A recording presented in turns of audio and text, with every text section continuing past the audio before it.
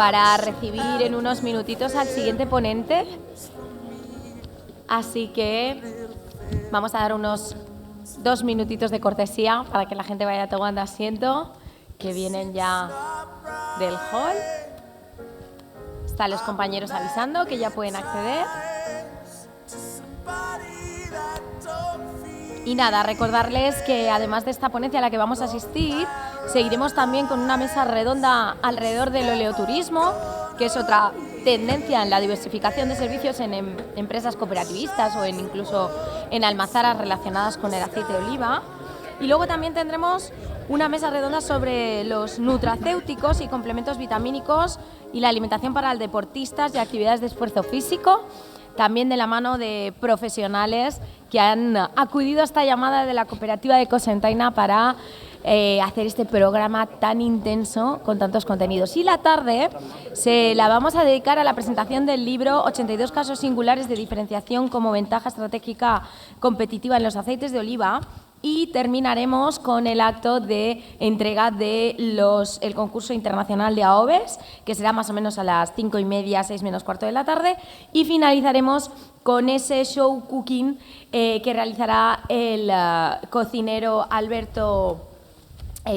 Dani García Peinado, miembro de AOVE Spain y chef de la selección española de fútbol, que además no solo vamos a poder asistirlo, sino que vamos a poder probar los aceites ganadores del concurso en ese show cooking, aparte de una experiencia que les aseguro que va a ser inolvidable. A ver, los compañeros. Lo dicho, ¿cuántas veces no les han dicho eso de no comas esto que tiene mucha grasa? Bueno, pues durante décadas las grasas se han estigmatizado en la dieta del día a día al considerarse perjudiciales para la salud. Pues en este AOVE Fórum Internacional de la Fira de Totxans de Cocentaina ha tenido que venir el doctor Luis Cabañas, presidente del Colegio Oficial de Dietistas y Nutricionistas de la Comunitat Valenciana, Codinukova, para razonar y justificar que las grasas ya no son tan malas. Y vamos a ver por qué. Como les decía, en unos momentos vamos a tener en este escenario de la 5ª edición de la AOVE Fórum Internacional de Cocentaina a don Luis Cabañas, presidente del Colegio Oficial de Dietistas Nutricionistas de la Comunitat Valenciana. ¿Estamos a punto? ¿Lo tenemos? Sí, gracias. Hay una pequeña dificultad técnica. Mientras la apaña, pues voy dando una pequeña introducción a expensas de que tengamos pasador de diapositivas. Perfecto, pues nada, en tus manos lo dejo. Muchísimas gracias por la asistencia. Sabemos que vuestro tiempo es muy valioso y que acudáis a la llamada de la cooperativa es de verdad un gran honor. Y tener contenidos como el que nos has traído tú hoy, pues la verdad que es un placer contar contigo. Así que muchísimas gracias y te cedo la palabra. Pues muchas gracias. En primer lugar, también agradecer en nombre del Colegio Oficial de Dietistas Nutricionistas de la Comunidad Valenciana, que es un nombre eterno y hay que decirlo siempre entero, del Codinukova.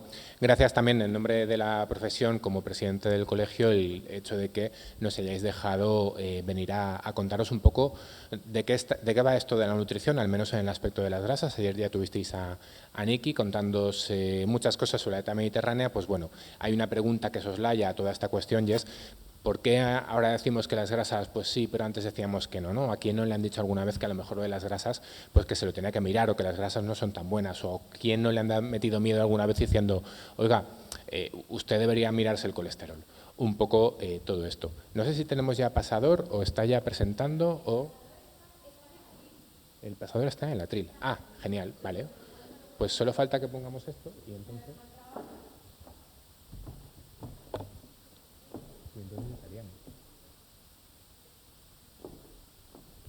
Genial. Vale, pues muchas gracias. Vale, pues vuelvo a empezar levemente, simplemente agradeciendo de nuevo la presencia, la asistencia y el que nos permitan estar, y especialmente, si me permiten decirlo, menos mal que ha tocado esto después de la pausa de café y no antes, para que nadie pudiera sentirse culpable ni pensar en nada que no tocase. Entonces, ¿de qué vamos a hablar? De por qué las grasas ya no son tan malas. O por qué en algún momento alguien se equivocó, o no, ya veremos, y nos dijo que lo de las grasas teníamos que mirárnoslo. ¿A quién no le han comentado alguna vez que la solución para todo era una dieta baja en grasa? O ¿quién no ha pensado alguna vez, no, como quiero bajar de peso, voy a bajar las grasas? Es normal entre otras cuestiones porque esto nos lo han dado los medios desde hace muchos años. 2 noticias de hace unos meses, de octubre y noviembre de 2024. Primer titular, la dieta baja en grasa para adelgazar. Este titular, por desgracia, se sigue repitiendo y sobre todo en enero, ¿cuántas veces lo habremos visto? Otros titulares que se siguen repitiendo, ¿qué pasa con la grasa para la dieta perfecta? ¿Por qué la dieta perfecta es una dieta baja en grasa? Esto es una cosa que en los últimos 63 años, 64 ya, nos lo ha repetido hasta la saciedad, hasta el punto de que muchas personas, especialmente las personas más mayores, y yo pienso siempre en este caso en mis padres, históricamente lo han pensado. Si es bajo en grasas, es normativamente bueno. Cuando nos hemos dado cuenta con el tiempo que lo importante no era cuánto, sino de qué. Y es lo que pretendo argumentar, para que a partir de hoy tengamos esa capacidad para poder elegir si nos interesa más un tipo de grasa o no, o si nos interesa poner un poco más de aceite de oliva virgen extra, el AOVE, que aquí ya ha integrado esa partícula, ese nuevo acrónimo que forma ya parte de nuestro léxico habitual, o frutos secos o aguacate, o si tenemos que plantearnos si algo por ser alto en grasa es necesariamente malo, como hace unos años le pasaba a mucha gente. Pero esto no es una novedad, esto en el año 94, en el año 97, habrá gente hoy en la sala que naciera incluso posteriormente a esos titulares, se nos venía diciendo que ojo con lo de las grasas, incluso llegamos a plantearnos el que utilizásemos grasas que nos absorbían, porque como las grasas eran malas, si absorbíamos las grasas íbamos a tener enfermedades. Por tanto, ¿qué hacemos? Tomar productos que nos absorben. ¿Cuál es la consecuencia? Porque diréis, esto puede tener sentido, pero ¿cuál era la consecuencia directa? Unas diarreas tremendas. Unas diarreas que además flotaban, porque la grasa flota sobre el agua, esto lo sabemos. Esto lo conocemos como esteatorreas. Por eso fueron tan polémicas. Sin embargo, sigue produciéndose. ¿Cuántos aceites de estos que echamos con un spray tienen, además del propio aceite que estamos echando, otro tipo de aceites para hacerlos bajos en calorías? ¿Cómo hacemos algo bajo en caloría? No absorbiéndolo, simplemente. Todo por la idea, que ya veremos si es falsa o no, de que las grasas eran normativamente malas. Pero, ¿de dónde viene esto? Que durante, insisto, los últimos 64 años se nos ha transmitido y ha provocado que toda la dietoterapia, toda la dietética básica de cualquier hospital en la Comunidad Valenciana, pero también en Extremadura, también en Cataluña, también en Castilla-La Mancha, en Castilla y León, toda la dietética y la dietoterapia de los hospitales es normativamente baja en grasa. Si alguna de ustedes o alguno de ustedes ha estado ingresado o ha ido a visitar a alguien que está ingresado en los hospitales, podrá contar con los dedos de una mano, incluso con la mitad, cuántos sobres de aceite, por ejemplo, se están incluyendo en nuestros platos. Y todo por norma, la dieta basal, es decir, lo que puede comer cualquier persona que a priori no tiene una patología, es normativamente baja en grasa. ¿Cómo ha sido este mensaje para que en un país como el que tenemos, uno de los países con más frutos secos y más aceite de oliva virgen extra en el mundo, por no decir el que más o ahí peleándonos con Italia en cuanto a los frutos secos y en cuanto a este aceite, de repente nos lo creamos? ¿O cómo ha sido esto como para que en un momento en el cual aceites están altos de precio, la gente tiene que cambiarlos por otros tipos de aceite, lo que no baje sea el consumo de aguacate? Porque todo el mundo tiene claro que el aguacate tiene grasa, pero es buena. ¿Qué pasa con las otras? ¿Que son malas o que no son tan buenas?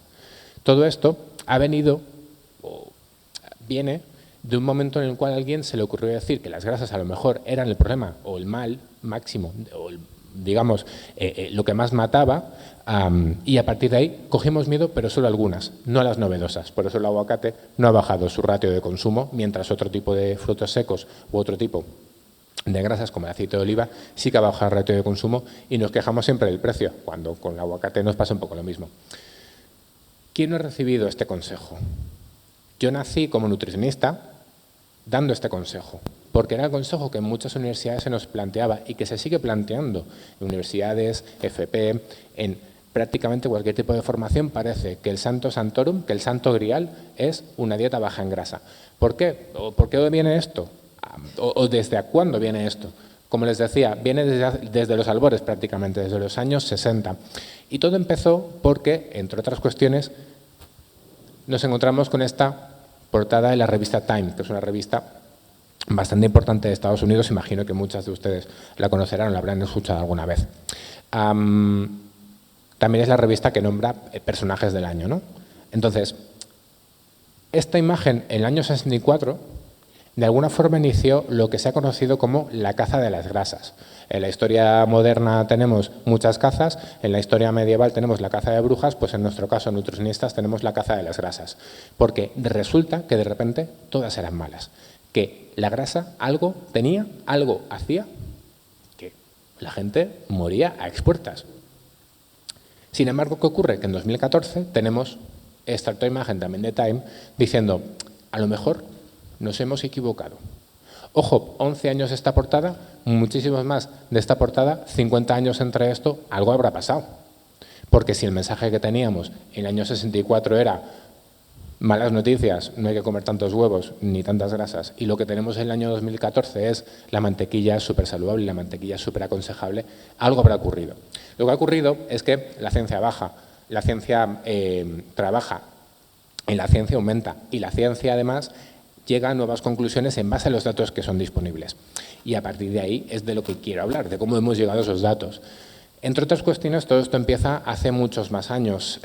Seguramente ayer, o cuando se habla de dieta mediterránea, siempre se invoca a Ansel Keys. Ansel Keys fue un investigador hace muchísimos años que vino de Estados Unidos a Europa, hizo un estudio que conocemos como el estudio de los 7 países y eso dio ciertas conclusiones. Las primeras conclusiones que teníamos además en cuanto a alimentación y salud. Ansel Keys, entre otros investigadores de la época, concluyeron, después de una observación de muchísima gente, muchísima población europea, que resulta que aquellas personas que consumían más grasa aparentemente podían morir antes. Y empezó en los años 60 un movimiento en el que prácticamente empezó este partido de tenis, que en el año 99 nos dijeron, oigan, que nos hemos equivocado, que ahora sí que se pueden comer más huevos. El problema ya no era tanto la grasa, sino de qué estaba hecha la grasa. Y a partir de aquí, en 2014, lo que tenemos es que la mantequilla ahora sí que nos parece hermosa. Con la evidencia científica muchas veces puede dar esta sensación, que no nos ponemos de acuerdo, que es un partido de tenis. La grasa es mala, la grasa ya no es tan buena. La grasa ahora sí que es buena, la grasa ahora tenemos que consumirla, la grasa ahora no tenemos que consumirla. Hasta el punto de que, como les digo, las dietoterapias, las dietéticas de todos los hospitales ahora mismo en España son normativamente bajas en grasa, cuando al final es un nutriente, un macronutriente en este caso, que podríamos utilizar sin problema. En tanto en cuanto sabemos que todo aquello que lo decíamos a lo mejor es tan malo, ya no lo es tanto, pero sobre todo porque sabemos que lo importante no es cuánto, sino de qué. Pero eso, insisto, se lo argumentaré un poco más adelante. ¿Qué ha ocurrido entre el año 64 y el año 2014, pasando por el año 99, para que haya habido tantos mensajes diferentes sobre alimentos que si los consideramos deleznables y ahora saludables es precisamente por su composición de grasa? El mejor ejemplo son los huevos. Seguramente, si voy preguntando en función un poco de la edad a los más senior o más experimentados y a los menos experimentados cuántos huevos hay que comer por semana, me voy a encontrar con no hay que comer huevos, 2 por semana, 3 por semana, 4 por semana, 8 por semana o ya no hay problema con los huevos. Y en cierto modo, todos esos mensajes han tenido razón, sobre todo razón de ser en algún momento, porque la evidencia era lo que nos comentaba. ¿Y esto por qué ocurre? Pues bueno, como dijo aquel, me he equivocado, pero ya les digo que en nuestro caso volverá a ocurrir. Fundamentalmente porque la ciencia sigue avanzando y la ciencia nos sigue dando información a veces contradictoria sobre algunos alimentos.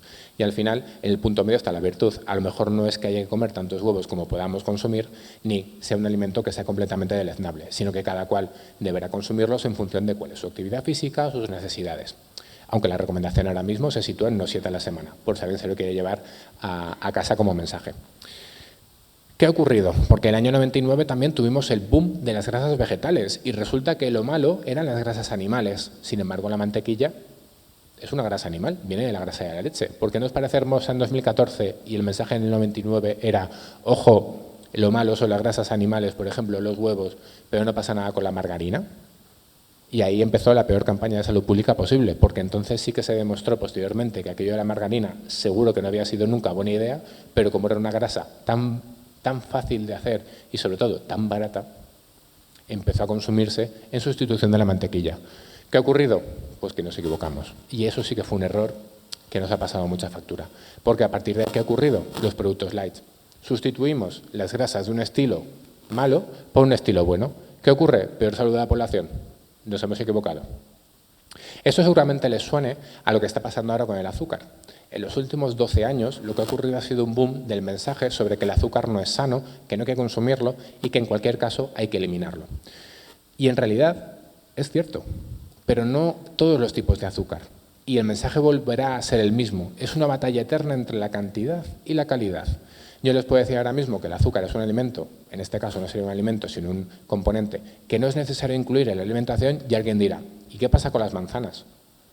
Entonces yo diré, es que eso no cuenta. Uy, ¿cómo que no cuenta? Si tiene azúcar, lo pone en la etiqueta. Y es verdad, pero no es lo mismo, porque no tiene el mismo continente, por tanto no tiene el mismo contenido.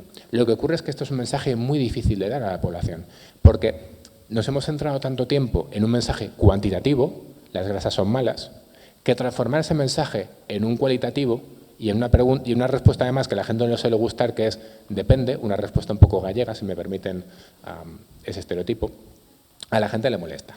Porque la nutrición no tiene respuestas blancas o negras, tiene respuestas muy grises. Depende. ¿Son malas las manzanas? Bueno, pues depende. Si tienes una ostomía, a lo mejor sí, pero en general van a ser muy interesantes de consumir. Pero es que tienen azúcar, ya, pero es que ese azúcar está en un contexto en el que hay una cantidad de fibra y una cantidad de agua. No me andes con tonterías, ¿es bueno o no?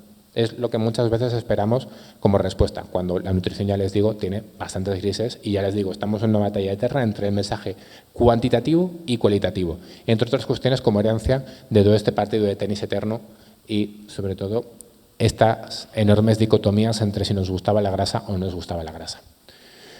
Básicamente lo que ocurría en los años 60 es que nada mataba más que las grasas.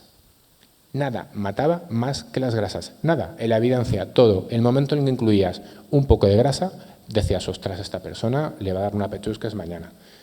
Y esto ocurría, de hecho hay titulares de esta persona, de Ansel Keys, diciendo precisamente esto, nada mataba más que las grasas. ¿Pero por qué? Se preguntarán, ¿por qué ahora resulta que de alguna forma le decimos a Ansel Keys, años después ya de que haya pasado a mejor vida, que no tenía razón? Porque realmente la visión también que tenía era cuantitativa y no cualitativa. Y ahora el mensaje no es tanto grasa buena, grasa mala, sino depende del tipo de grasa. Luego les diré las buenas, no se preocupen. Es ahí, con Ansel Keys, empezó una cosa que llamamos la teoría lipídica de la aterosclerosis. Que esto de la aterosclerosis, a lo mejor habrá gente más mayor que le suena un poco, la gente más joven a lo mejor, como no son, digamos, usuarios de la aterosclerosis, les suena un poco menos. Básicamente la aterosclerosis es que hay un atasco en nuestras venas y eso no nos va a ir del todo bien. Es lo que aumenta el riesgo, por ejemplo, de un paro cardíaco, de infarto o de muchas patologías cardíacas, que sigue siendo, hasta el año pasado, lo que más mataba en España. Ahora ya es el cáncer. Pero hasta el año pasado seguía siendo lo que más mataba en España y de hecho sigue siendo lo que más mata en Europa. Entonces, esta palabra seguramente sí que nos suena un poco más, lo del colesterol. A lo mejor por oídas, o a lo mejor porque tengo una pastilla, o a lo mejor porque me han dicho en alguna ética que me mire el colesterol. Pues la primera persona que empezó a relacionar colesterol y presión arterial o enfermedades cardiovasculares fue Ansel Keys con esta teoría lipídica de la aterosclerosis. ¿Culpa suya lo de los huevos? Sí, pero también fue el que dijo que una copa de vino al día, pues ni tan mal, que los médicos recomiendan una copa de vino al día. No eran los médicos, era Ansel Keys. Este ha sido un mensaje que además en muchas ocasiones nos hemos comido con patatas cuando sabemos que el alcohol ahora mismo es teratogénico, hepatotóxico, neurotóxico, irritante de la mucosa gástrica, carcinogénico, etcétera, etcétera, etcétera. Entonces, Ansel, ni una, porque ahora sabemos que el alcohol lo recomendable es nada de cantidad. Entonces, bueno, les perdono los huevos, pero con el alcohol me permitirán que les diga que cuanto menos, casi que mejor. ¿Qué ha ocurrido entonces con el tema del colesterol? Pues que también la ciencia ha evolucionado. ¿Pero de dónde viene el tema del colesterol? Seguramente que han escuchado esto de el colesterol bueno, el colesterol malo, que a algunos nos viene bien, que a algunos nos viene mal. O la pregunta que a mí me ha ocurrido muchísimas veces, cuando, sobre todo amigos, me pasan éticas a sus padres, me dicen, ¿tiene colesterol? Y digo, espera ya, pero es el bueno. Y dicen, bueno, ¿qué es el bueno? Esto está hecho. Pero no sabemos qué es el bueno y qué es el malo. Son lipoproteínas, son partículas que lo que hacen es transportar grasas. No son normativamente malas. El problema es cuando algo se excede en lo que tendría que ser, como casi todo en la vida. Son partículas que nuestro propio cuerpo crea. Por tanto, a priori, si nuestro cuerpo crea algo, podríamos decir que malo seguramente no será. Lo que ocurre es cómo se crean en función de todo lo que estamos consumiendo. Y por eso hemos llegado incluso a la conclusión de decir que este podía ser el malo y que este podía ser el bueno.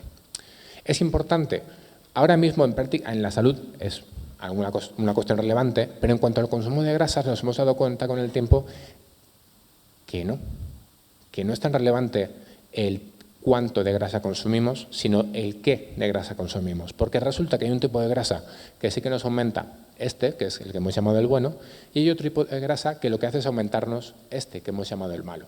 Pero incluso tenemos tipos de grasa que lo que hacen es reducir y mantenerlo estable. En el fondo lo que me interesa es que estas moléculas se mantengan, que no aumenten demasiado. Eso se entiende muy bien con la glucemia. Cuando hablamos de prediabetes, cuando alguien tiene en la glucemia basal, es decir, sin haber comido nada, un número de azúcar en sangre muy elevado, 105 o más durante 4 meses continuados. Cuando hablamos de diabetes, cuando este número no es 105, sino que es 120, en ayunas, algo no va bien. Metabólicamente tengo algo que está un poco roto. Con el colesterol va a ocurrir lo mismo, cuanto más casi que peor. Ahora bien, no es tanto cuánto, sino de qué. De nuevo, la eterna batalla en nutrición entre la cantidad y la calidad. ¿Quiere decir esto que si tengo 400 de colesterol, pero es todo bueno, está todo bien? Pues seguramente no, porque tenemos que revisar lo que está pasando en tu alimentación o en tu día a día o en tu estilo de vida. Pero sí que sabemos que esto va a ser mucho más interesante que esto. Por tanto, el colesterol total, la cantidad, tenemos que subdividirla en la calidad. Si es más de esto que esto, seguramente no nos preocupará tanto. ¿De dónde viene todo esto? Pues de nuevo, de estudios epidemiológicos que dieron conclusiones, que eran conclusiones perfectamente válidas con la evidencia que tenían en ese momento, pero que con el paso de los años se ha ido aclarando un poco más si tenemos que preocuparnos tanto del colesterol total o el bueno o el malo. Todo esto por culpa de Framingham, del estudio Framingham, que es el estudio más largo que se ha hecho en el mundo. Un estudio que empezó en el año 48, si no me equivoco, sí, en el 48, y ya va por su tercera generación de cohorte. Palabras que a lo mejor son un poco raras. Tercera generación de cohorte quiere decir que hemos cogido población de Framingham 3 veces. Cohorte es un grupo de población. Entonces, hemos cogido no ya a unas personas, sino a sus hijos y a sus nietos. Y hemos visto qué pasaba en la salud de esa población. ¿Que comían peor y se morían antes? Entonces la población no tenía que comer así, porque se iban a morir antes. Que de repente había una población, un subgrupo de población que vivía hasta los 100 años, todo el mundo. Ostras, pues ¿qué hará esta gente? Porque yo quiero vivir lo máximo posible. Que teníamos gente que aún viviendo menos tenía una calidad de vida increíble hasta el final de esos días, pues quiero replicar esto. Es en lo que se basan los estudios epidemiológicos, en qué estamos haciendo bien para poder replicarlo o qué estamos haciendo mal para poder anularlo de alguna forma. Pues esto es lo que hizo el Framingham. Y de aquellos barros, estos lodos, Framingham fue el primer gran estudio, que dijo, oigan, que el colesterol en el case estaba bastante bien, pero lo importante no era tanto una cuestión de cuánto colesterol, sino de qué estaba hecho ese colesterol, aunque tiene ciertos matices y también tuvieron ciertos errores. Fue el Framingham en el año 57 el que dio la voz de alarma con el tema del colesterol. Ansel Keys cogió eso y cogió sus datos y dijo, pues nos ha pasado lo mismo. Vaya, resulta que cuando ordenamos a la población en función de cuándo se muere antes o cuándo se muere peor, tiene que ver, correlaciona, que decimos en ciencia, con el colesterol. Lo que ha ocurrido, especialmente en los años posteriores, ya vemos en 2002 y llevamos en el 96, es que a lo mejor no era tan relevante, de nuevo, ese cuánto colesterol, sino de qué estaba hecho. Por eso ahora hacemos referencia siempre no a cuánto colesterol tienes, sino de qué está hecho ese colesterol, si es más HDL o LDL. Y así es como llegamos a esta cuestión. Pensamos, ostras, si el problema es el colesterol, las grasas buenas serán las que no tengan colesterol.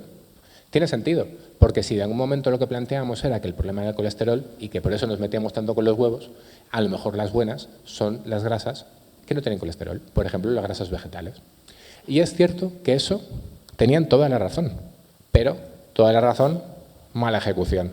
¿Qué hicimos? Muchas grasas vegetales, por ejemplo, la grasa vegetal de maíz o la grasa vegetal de girasol, lo que hicimos fue transformarlas en margarina. Y dijimos, esta mantequilla nueva que vamos a llamar margarina tiene que ser buena porque es una grasa vegetal. Y nos equivocamos porque habrán escuchado que aquello de las grasas refinadas a lo mejor no son tan interesantes, pero es que además ese proceso de hidrogenación, que consiste básicamente en insuflar muchísimo hidrógeno a unas grasas que tienen una conformación concreta, no voy a entrar en muchos detalles por no aburrirles, las hacía no saludables.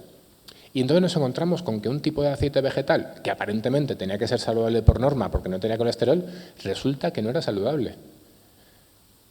Qué frustrante es la nutrición, ¿no? Cuando pensábamos que íbamos en la buena dirección porque las vegetales eran las buenas, va y resulta que no. Va y resulta que pueden ser malas también. Que es lo que nos pasó con la margarina, cuando empezamos a hacer estudios de qué pasaba con la gente que consumía margarina. Pero es que incluso estarán pensando, vale, grasas vegetales saludables. Esto me lo creo porque estamos en un contexto del aceite de oliva, de que vamos a hablar, pues de grasas vegetales. Pero ¿han escuchado esto de que el salmón es una grasa saludable? O de que el salmón no pasa nada, porque es una grasa saludable, porque tiene mucho omega 3, igual que las nueces. ¿Qué pasa, que los salmones comen nueces? ¿O qué pasa con el jamón, que también tiene un poco de omega 3, sobre todo el jamón, ¿no?, que come bellota? Pues resulta que de momento ya hemos entrado en ciertas diferencias. Grasas animales, por lo general, no nos interesan tanto y grasas vegetales sí que nos interesan más. Pero es por el colesterol. Hasta el año 99 pensamos que era únicamente por el colesterol, hasta que nos encontramos unas grasas vegetales, las de la margarina, las de girasol, que no tenían colesterol y aún así eran malas. Ah, es que entonces todas las grasas son malas. Entonces, ¿por qué decimos que el omega 3 es sano si es un omega 3, si es una grasa? Pues estas son las preguntas que nos hacemos en nutrición. ¿Por qué damos un mensaje, nos equivocamos y cómo ahora recogemos cable? Con lo complicado que es decirle a la población ahora que coma más huevos o menos huevos, o que ahora las nueces sí, o que ahora las pipas se pueden consumir porque sí, tiene omega 6, pero no es tan relevante. Ostras, todo el día contradiciéndonos. Pues sí. Los últimos 60 años han sido una batalla campal donde continuamente nos contradecíamos. ¿Y esto por qué? Porque asumíamos dos axiomas. El primero, grasa mal siempre. Ya hemos visto que grasa mal siempre no era correcto. Era lo importante, no era cuánto, sino de qué. Pero también asumíamos un segundo axioma, que es de lo que se come se cría. ¿Cuántas veces han pensado ustedes de lo que se come se cría? ¿Cuántas veces he dicho yo, no, es que de lo que se come se cría? No sé qué comerán, pero no les veo cara de otra cosa que no sea humana, ¿no? Entonces, a lo mejor esto no era tan sencillo. ¿Grasa mal siempre? ¿Era una cuestión cualitativa? No, era una cuestión cualitativa. ¿Qué pesa más? ¿1 kilo de hierro o 1 kilo de paja? Los más rápidos me dirán, pesan lo mismo. Ya desde los 5 o 6 años que nos hacen por primera vez esta pregunta, ya me sale la respuesta. Pesan lo mismo. Sí, pero ¿a qué no ocupan lo mismo? Pues con las grasas pasa lo mismo. 1 kilo de grasa vegetal pesa lo mismo que 1 kilo de grasa animal, pero no tienen la misma composición. No ocupan el mismo volumen. No hace la misma función a nivel metabólico. De lo que se come se cría. El metabolismo, lo siento, es un pelín más complicado. Como les decía, llegamos así al debate eterno, un debate que aún no está del todo resuelto. Tenemos ahora ya algunas luces y luego les comentaré estas luces para que se vayan a su casa con cierta tranquilidad de comer frutos secos, aceite de oliva, salmón, incluso huevo, y alejemos otro tipo de grasas. Pero es un debate eterno, debate entre la calidad y la cantidad. Como les decía, primero, esto ya estamos más de acuerdo en que a lo mejor no era tan relevante preocuparnos de la cantidad, sino que tendremos que preocuparnos siempre de la calidad. Y habrá quien diga, hombre, es que tiene sentido que nos preocupemos de la calidad antes que de la cantidad. Y en cierto modo sí, pero si miramos lo que ha ocurrido estos últimos 60 años, todos los mensajes siempre han ido en esta dirección. Por ejemplo, ¿cuántas de aquí consumimos o hemos consumido o consumiremos productos light? Es un mensaje cuantitativo. Light, bajo en grasa, 0,0. ¿Cuántos productos hay en los lineales del supermercado, para quien compre el supermercado, que lo primero que aparece o lo primero que se anuncia es un 0,0, 0%. Light, bajo en grasa. Son mensajes cuantitativos. Bajo en sal, alto en azúcar. Son mensajes cuantitativos continuamente. Aunque la ciencia y los mensajes de las sanitarias, especialmente de las dietistas nutricionistas, ya han cambiado y nos centramos mucho más en una cuestión cualitativa que cuantitativa, la sociedad, y especialmente la industria alimentaria, no ha terminado de caer del todo del guindo porque, como nos hemos equivocado durante 60 años, deconstruye todo ese mensaje. Estamos trabajando en ello, no se preocupen, poco a poco llegaremos a eso. Esto es un ejemplo de cómo estamos diciendo, me he equivocado, no volverá a ocurrir, aunque ya les aviso con toda la humildad posible que la ciencia avanza y que seguramente mensajes que daremos ahora tendrán ciertos matices en el futuro. Las grasas saludables. ¿Alguien detectaría aquí grasas que no fueran sanas? Mi madre me dice muchas veces, No, yo es que salmón, es que no me gusta porque es mucha grasa. Y mi hermano le contesta, pero ¿qué grasa es saludable? Ambos, en cierto modo, ambas, en este caso mi madre y mi hermano, pueden tener cierta razón. Porque mi madre prefiere no consumir un tipo de pescado porque tiene mucha grasa, porque asume que grasa igual a engordar, porque es el mensaje que le han repetido desde pequeñita. Y mi hermano ya ha interpretado el mensaje de que lo importante no era tanto a lo mejor una cuestión de cuánto, sino de qué, de que eran saludables y que eso estaba por encima de muchas cosas. Aunque esto tiene también un cierto matiz. Ya ven, les he avisado, la respuesta correcta en nutrición siempre es depende. Por tanto, lo de los mensajes blancos o negros no lo llevamos especialmente bien. Ocurrió, o a raíz de esto, bajo este nuevo escenario, con esta nueva perspectiva del análisis cuantitativo versus cualitativo, ocurrían dos cosas. La primera, que ya no era tan relevante cuánta grasa tiene algo, sino de qué estaba hecha esa grasa, de qué tipo de grasa estamos hablando, porque nos encontramos con una grasa animal, la primera vez, una grasa animal que es una grasa saludable. Nos encontramos por primera vez con una grasa vegetal que no está como tal presentada en un formato líquido, como puede ser aceite de oliva, y que podría ser saludable. Hemos caído en la desdemonización de los frutos secos. La cantidad de veces que yo he propuesto en los hospitales que se consuman frutos secos y la respuesta ha sido por parte de cualquier tipo de administración o cualquier otro tipo de sanitaria, con la grasa que tiene. Ya, pero es una grasa saludable, una grasa que me interesa que la población consuma. Y sobre todo, nos encontramos con que hay grasas que nos protegen de morir antes. Nos protegen de accidentes cardiovasculares, nos protegen de algunos tipos de cáncer. No todas las grasas, solo algunas grasas. ¿Cuáles? Aceite de oliva virgen extra, frutos secos, aceites vegetales, que ahora llamamos incluso cardiosaludables. La próxima vez que compren aguacate, miren la etiqueta. Verán que muchas etiquetas, especialmente si son aguacates nacionales, tienen alrededor, en una letra muy pequeñita, cardiosaludable. Es porque hay industrias que sí que han adaptado esos mensajes. ¿Eso quiere decir que podemos comer infinitos aguacates? Eso también tiene matices, ahora entramos. Pero en cualquier caso, se creó el concepto, un concepto muy sencillo, grasas saludables. Yo lo he mencionado en alguna ocasión y aquí nadie se ha escandalizado, lo hemos integrado. Pero esto hace 60 años era un oxímoron, un silencio atronador, un oxímoron. No eran dos palabras que fueran a estar nunca juntas. Nadie dijo nunca grasas saludables en los años 60, en los 70 o en los 80. Fue a partir de los 90 que empezamos a decir, oigan, que a lo mejor sí hay algún tipo de grasa que puede ser más saludable. Y esto es que además, o este cambio de paradigma que se dio sobre todo en 2014, fue a raíz de precisamente preocuparnos de cómo estaba comiendo la población, no tanto desde una perspectiva cuantitativa, sino desde una perspectiva cualitativa. Resulta que la población que podía consumir más grasas no se moría antes. Entonces nos preguntamos, ¿por qué? Pues porque básicamente las grasas que consumían eran efectivamente más saludables que otras. Y a partir de ahí cambiamos los mensajes. A partir de ahí fue cuando lo de la mantequilla ya no nos preocupaba tanto. Incluso estudios como Predimed, que ayer Jacquini les comentaba, concluye precisamente evidencia fuerte, que evidencia fuerte a lo mejor no les dice nada, pero a mí me dice, cuidado con lo que vamos a decir. Que una dieta alta en grasas insaturadas puede ser un modelo ideal para la prevención de patologías cardiovasculares. Es decir, la enfermedad que más mata en España y más mataba en España o más mata en Europa, a lo mejor con grasas insaturadas podría ser interesante su consumo.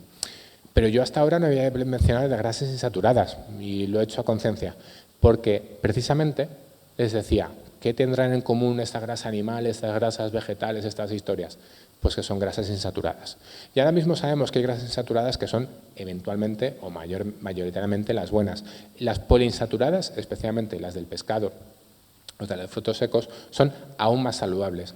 Pero es que además sabemos que hay grasas que son saturadas que también pueden ser saludables, cuando históricamente se nos decía que eran insaludables. ¿Cuáles son las grasas saturadas que a lo mejor nos pueden venir bien? Por ejemplo, las de los lácteos. ¿Cuánta gente consume leche desnatada pensando que es más saludable que la leche entera? ¿Nos han engañado? ¿Nos engañan? No es que nos engañen. Es simplemente un cambio de paradigma, un cambio de perspectiva. Hace unos años pensábamos que si le quitábamos la grasa a las cosas, la gente viviría más y viviría mejor, y justo con algunas grasas nos equivocamos. Por eso sabemos que hay grasas ahora mismo que sí que son más interesantes para la salud, grasas que son menos interesantes para la salud y que en general todo se resume en esta imagen. Cuantas más grasas vegetales insaturadas, mejor. Frutos secos, aceite de oliva virgen extra, aguacate en nuestro contexto no hace falta consumirlo porque es mucho más barato consumir aceite de oliva, las cosas como son, y fundamentalmente con estos dos grupos podemos preocuparnos de que nuestra ingesta de grasas no solo es correcta, sino que además es saludable. Cosa que hace unos años, hace 60 años, diríamos pues una cosa completamente diferente. Entonces, ¿las grasas ya no son tan malas? ¿Puedo comer todas las grasas que quiera, ¿no? ¿Puedo inyectarme directamente por vía intravenosa aceite de oliva porque sé que es saludable? ¿Puedo comerme a cucharadas?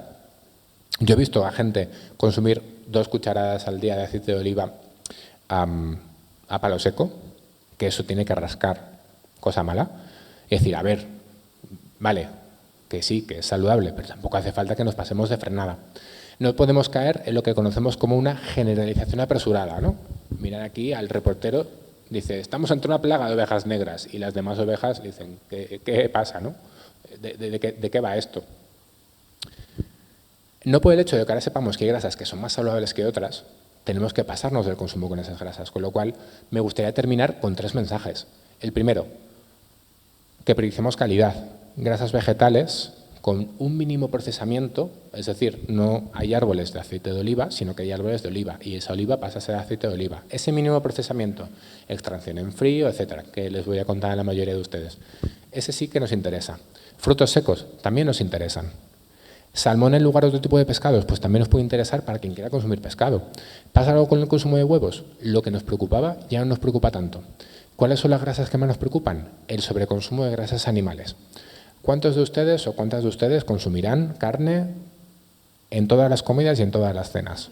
Dicen las encuestas de consumo que 2 de cada 5 personas en España consumen carne, especialmente carne roja, carne de ternera, de cerdo.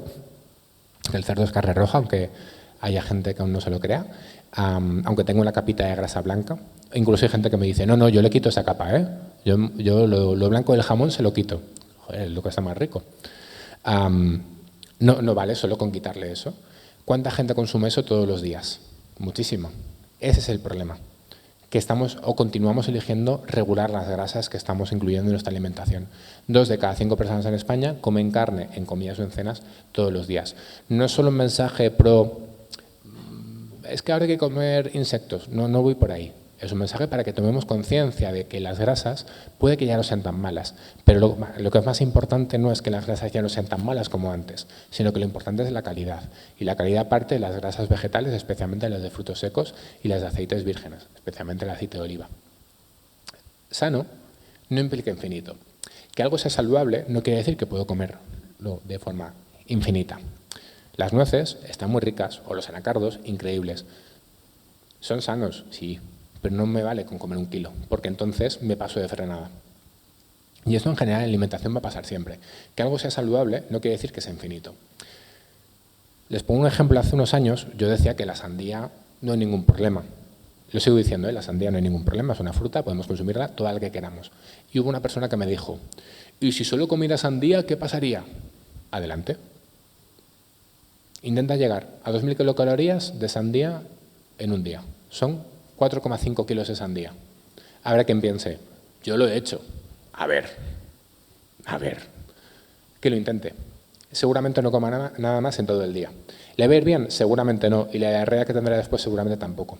¿Quiere decir esto que la sandía es mala y que tenemos que demonizarla? No, quiere decir que tenemos que comer no de todo en su justa medida, que es un mensaje muy blanco y que realmente no dice nada, sino que tenemos que ser conscientes de que aquello que sea seguramente poco facturado, poco manufacturado, que sea fruta, verdura, frutos secos.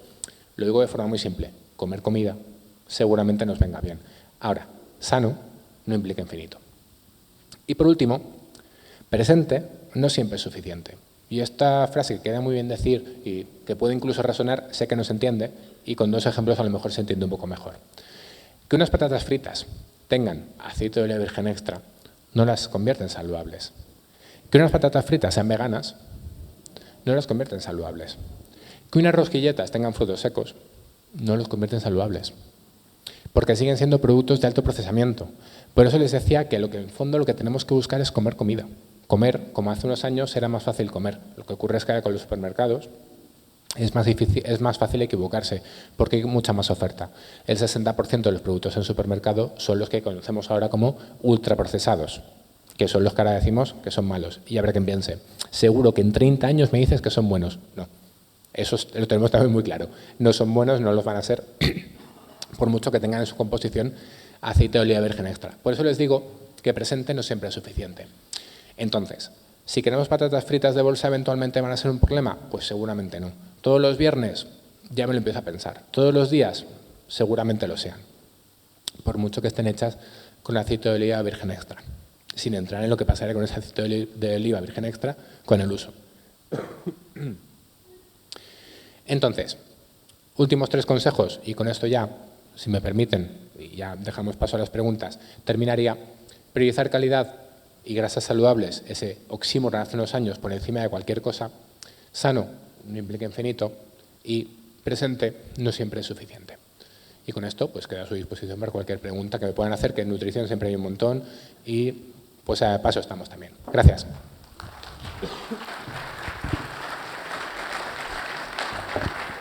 Muchísimas gracias. Bueno, pues como decimos, tener estos ponentes aquí en el AOVE Forum de Cosentaina es todo un lujo y hay que aprovechar su presencia. Así que, momento por si alguien tiene alguna duda, reflexión, si quiere compartir algún pensamiento, pues es el momento. Tenemos aquí a nuestra disposición a Luis Cabañas, así que vamos a aprovechar.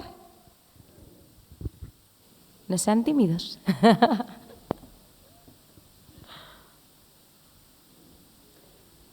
Venga. Es que en el momento en el que se dice que la gente puede comer huevos, la gente dice, ah, bueno, vale. Ya está. Hola, mi pregunta es, si una dieta baja en grasas ya no es lo ideal para adelgazar, ¿qué tipo de dieta deberíamos seguir para adelgazar? Qué buena pregunta, porque señalas un paradigma, y es que durante muchos años se nos ha dicho que normativamente la dieta para adelgazar, para perder peso, era una dieta baja en grasa. ¿Tu nombre, perdona? Tamara. Tamara nos presenta un paradigma que seguramente muchos de ustedes conozcan. Si no es bajando la grasa, ¿qué puedo hacer para perder peso, no? Cuando realmente la cuestión de la pérdida de peso nunca ha sido una cuestión de la grasa, ha sido una cuestión de las calorías totales que estamos ingiriendo o de nuestra salud cardiovascular. Es decir, lo resumo de una forma un poco más cristiana. Lo importante no era comer más o menos grasas, sino comer menos o moverte más. Y es una forma de simplificarlo muy absurda, pero creo que se entiende. Desde un punto de vista de lo que decíamos antes, lo importante no era bajar la grasa, sino era simplemente comer menos de lo que deberías para generar un déficit calórico y a partir de ahí poder conseguir una pérdida de peso. Ahora sabemos que eso está bien, para empezar, pero que a lo largo de la vida no es tan importante las calorías que introducimos o dejamos de introducir para perder peso, sino cómo es nuestra salud cardiovascular, especialmente la de un músculo sano pero necesita amor. Esa canción la recuerdan, pues es un músculo del corazón igual que el resto de músculos que tenemos en el cuerpo. Y ahora sabemos que cuanta más masa muscular vamos a estar más protegidos y protegidas para poder conseguir una pérdida de peso independientemente de nuestros otros paradigmas de salud.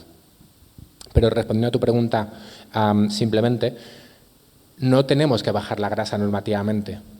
Es verdad que para bajar calorías es lo más fácil, bajar la grasa, me quito el aceite, pero eso tiene un sentido a corto plazo, pero a largo plazo los platos no están igual de sabrosos en el modo gastronómico de cocinado.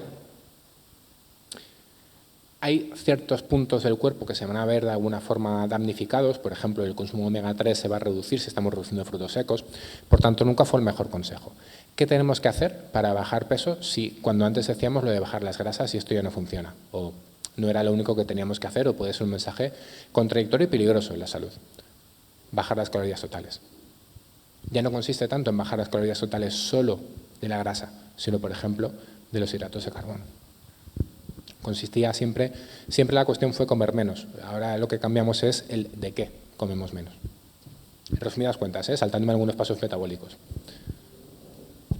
Y sin olvidar, por supuesto, acompañarlo esto de un estilo de vida saludable, no consumo de alcohol y ejercicio especialmente de fuerza, que es también un cambio de paradigma. Hola, buenas. Entre las grasas saludables solo has incluido el salmón.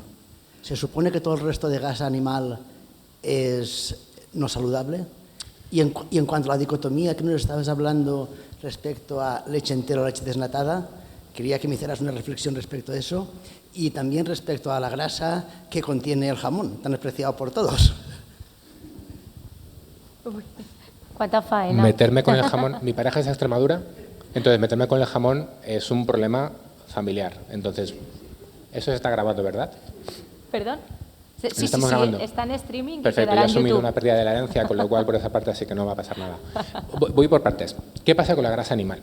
Ocurre con la grasa animal que sabemos que las grasas más saludables son las grasas insaturadas o poliinsaturadas, en general y saltándome algunos pasos. Eso lo que hace es que las grasas, los alimentos donde esas grasas estén más presentes sean los a priori más saludables. Eso me posiciona en primer lugar al pescado, en cuanto a grasas animales, al pescado azul. Podría decir salmón, pero también podría decir sardinas. O podemos hablar de atún rojo. Es decir, algunos pescados que sabemos que por su composición en grasas poliinsaturadas e insaturadas son más saludables. Entonces, ¿qué pasa con, por ejemplo, la grasa de la ternera? ¿O qué pasa con la grasa del cerdo? ¿O qué pasa con la grasa del pollo? La poquita cantidad que tiene es fundamentalmente saturada. Entonces, esa grasa es más prescindible. No quiere decir esto que sea no saludable, porque es una perspectiva de ingreso calórico. No me va a pasar ningún problema si como eventualmente ese tipo de grasa, pero sabemos que es menos interesante. Lo digo de otra forma. ¿Cuánto me saco la chequera? ¿Cuánto quieres que te dé? ¿1.000 o 100.000? 100.000, diría yo, ¿no? Habrá quien diga, no, pues yo 1.000. No, 100.000. Pues va un poco así. ¿Qué quieres elegir para tu consumo? Habitualmente priorizaremos las grasas que sabemos que tienen más probabilidad de generarnos cierta salud.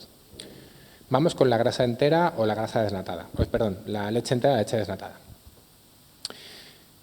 Lo que ha ocurrido con la grasa láctea es que era muy fácil de quitar. Y el mejor ejemplo es la mantequilla. No sé si alguna de las presentes ha hecho mantequilla alguna vez con el bombo o ha separado o ha cocido leche para quitar la nata, ¿no? Yo tengo el recuerdo de mi abuela que hace una cosa graciosísima. Mi perspectiva ahora adulto y como nutricionista era muy gracioso porque lo que hacía era cocer la leche para que la grasa saliera, entonces la grasa se la ponía en la tostada. Y el argumento es que estaba muy rico, y es que tenía toda la razón la señora, pero claro, asumía que la leche era más saludable simplemente por quitarle eso cuando lo que hacía con lo otro era comérselo por otra parte. Pero bueno, independientemente de las historias familiares, lo que ha ocurrido con la grasa láctea es que era muy fácil de quitar. Al ser tan fácil de quitar, dijimos, para que la población coma menos calorías, vamos a crear una gama de lácteos desnatados, porque la población preocupada de comer menos grasa para adelgazar va a elegir los productos desnatados. Una pregunta hacia el aire. ¿De qué color suelen ser las etiquetas de los lácteos desnatados? ¿Cómo? Rosas. ¿No es casualidad? ¿No será un producto dirigido a la salud femenina? ¿O a aquellas más preocupadas a lo mejor de bajar de peso? ¿Ven por dónde voy? ¿Ha habido un poquito de manipulación de marketing con esto? Sí. ¿Qué pasa con las grasas ahora saturadas o los lácteos enteros? Que ya no son tan preocupantes porque sabemos que cuanta más consumo de esa grasa láctea propia que tiene ese alimento, por un lado es como más se parece, como más, digamos, natural, no me gusta esta palabra, pero cuanto más se parece al alimento de origen, es que se absorbe mejor la vitamina D y que también se absorbe mejor el calcio. Con lo cual, una leche desnatada enriquecida en calcio, ya les digo que la mayoría de ese calcio se pueden imaginar por dónde le salía. Se lo imaginan, ¿no? Al váter. Ese exceso que pagábamos, sí va al váter. Entonces, ¿podríamos decir ahora que es mejor la leche entera que la leche desnatada? Para muchas perspectivas de salud, sí. Incluso sabemos que los lácteos saturados son más interesantes desde una perspectiva de la microbiota, los bichitos que tenemos en el intestino. ¿Quiere decir esto que tenemos que tirar absolutamente todos los lácteos desnatados y los consumimos? En realidad no es tan relevante porque el cambio de grasa suele ser de 3 o 4 gramos por taza entera de leche. Entonces, en la práctica no suele ser tan relevante. Que cada cual consuma leche, si consume, ¿qué más le puede gustar? Ahora bien, ¿esto qué hace? De alguna forma, y ahora sí que les caerá un poco mejor, perdonar a los quesos. Porque los quesos no son desnatados, por definición. O no la mayoría, o no al menos los que están más ricos. Por ejemplo, los curados, ¿no? Entonces, bueno, no es tan relevante ahora que nos preocupemos de cuánta grasa tiene un queso en cuanto a la perspectiva de salud. Lo importante que es que no ahora porque yo les diga que el queso es un pelín más saludable de lo que pensábamos hace 80 años, que ahora digan, pues este quinto de queso o este cuarto de queso me lo como de un golpe. No, no. Sano en un bucle infinito. hay que consumir queso, no pasa nada por consumir queso, pero con una porción pequeña. Más o menos una ración de queso curado suele ser más o menos, más grande o más o menos como el meñique, unos 30-40 gramos, 20-30 gramos por ración de consumo. ¿Qué pasa con el jamón? El jamón es una carne roja procesada. Eso quiere decir que tiene dos componentes que nos preocupan. Sal, innegable, que un jamón curado tiene sal, y nitritos o nitratos, habitualmente los dos.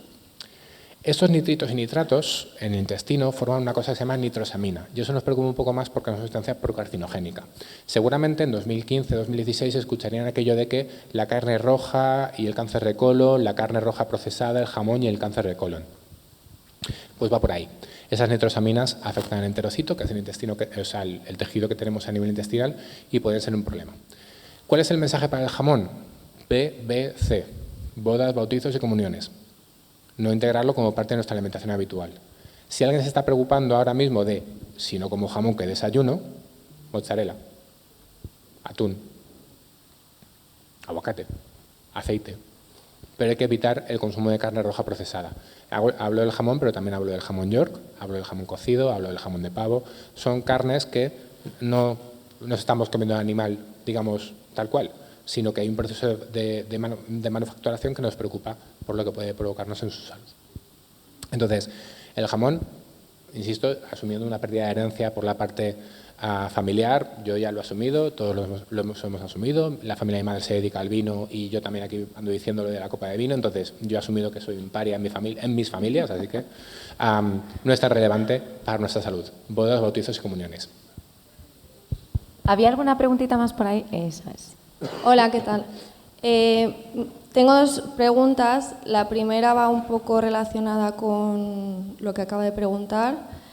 Es que quiero reflexionar sobre que en el mundo animal, ¿no?, en la ganadería, se ha visto que en función de cómo se alimentan los animales, el perfil nutricional y lipídico difiere bastante. E incluso ahora que se ha puesto mucho de moda los pescados con omega 3, realmente el omega 3 está en las algas.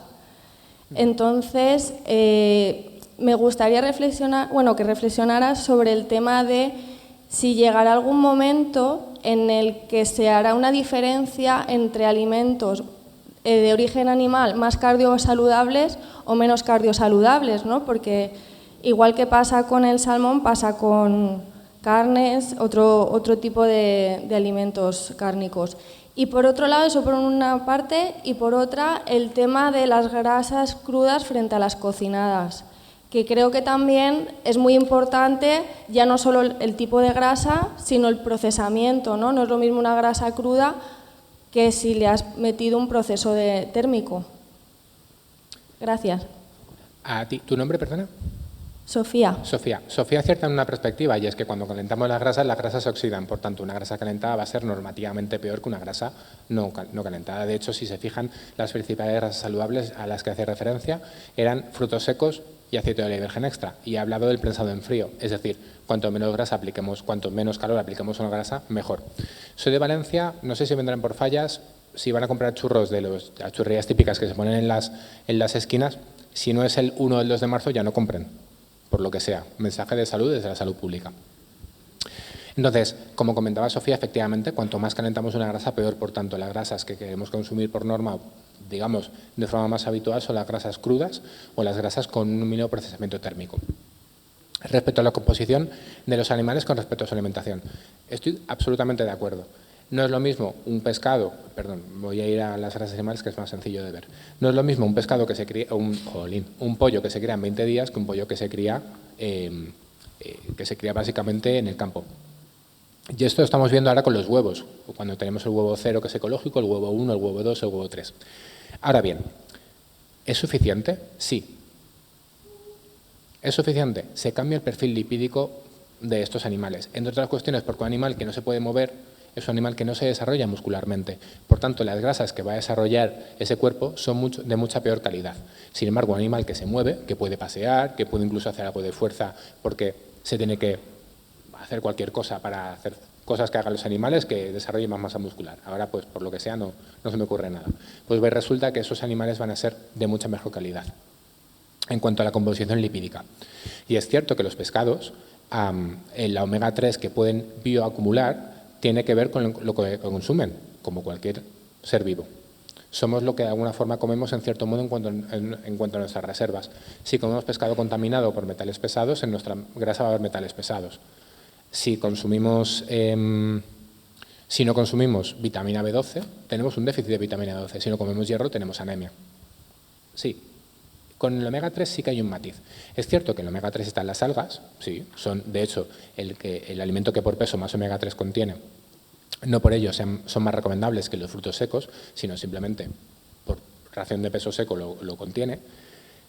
Pero el hecho de que haya pescados grandes, atún rojo, salmón, que tengan esa cantidad de omega 3 o incluso pescados más pequeños, como puede ser el arenque o puede ser la sardina, que contengan ese omega 3, tiene que ver con el tipo de movimiento que tienen esos pescados. Es un movimiento muy fuerte, un movimiento que necesita, además, en el caso de los salmones, ir a contrarrío. Las sardinas, ¿cuántos bancos de sardina hemos visto? Pues hacen unas expediciones de un sitio a otro tremendas, gracias a eso, por su composición de omega 3. Entonces, es por lo que comen, claro, de alguna forma tiene que venirles esa cantidad, pero la acumulación, la bioacumulación que tienen en su composición, tiene que ver con el ritmo de vida que tienen estos pescados. Habrá que ver, y de hecho, más o menos lo conocemos, el salmón de piscifactoría no contiene el mismo nivel de omega 3 que contiene un salmón salvaje, por supuesto. Ahora bien, ¿es suficiente como para recomendar el salmón como este es de peor perfil y por tanto es menos saludable que este? Sí, pero ¿todo el mundo se puede permitir este? No todo el mundo.